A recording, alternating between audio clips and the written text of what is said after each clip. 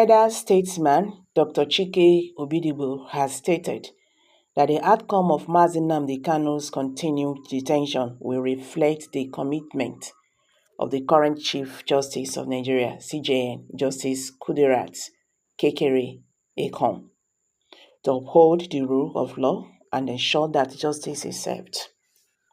In a statement to journalists, Obidigbo, who is the president of the Osisoma Foundation, expressed concern over the detention of Kanu, the leader of the indigenous people of Biafra, IPOB, describing it as unbecoming for a citizen to be held as a prisoner of conscience in a conscience in a democratic society. He remarked that Kanu's case stands out as a significant blemish on Nigerians' reputation among civilized nations, noting that the circumstances surrounding Kanu's forced rendition from Kenya suggest that his incarceration serves a darker political purpose.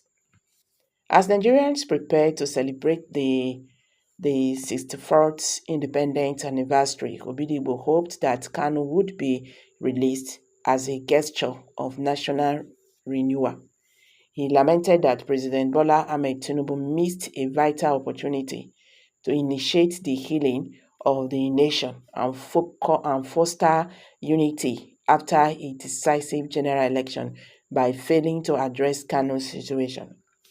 Tragically, when presidents undertake a national broadcast, citizens expect him to use that platform to address pressing issues. At the point where President Tinubu discussed the nation's security situation and military success, one would have expressed a mention of the only prisoner of conscience in the country as part of efforts to reduce anxiety in the system, he stated.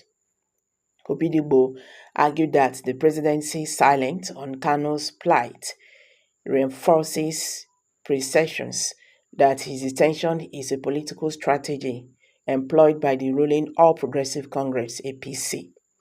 He emphasized that former President Muhammad Buhari went to great lengths to ensure Kanu's forced rendition from Kenya under the guise of bringing him to trial. However, court sessions have indicated that the trial was merely a cover for political maneuvers, given Buhari's open disdain for the Igbo people.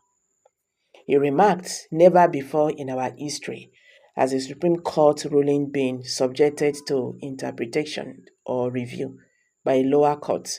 The decision to send the ceasefire back to the Federal High Court after the Appeals Court identified Kanu's forced rendition as a barrier to further trial has become an excuse for extrajudicial imprisonment. This injustice is unbecoming of a democratic nation."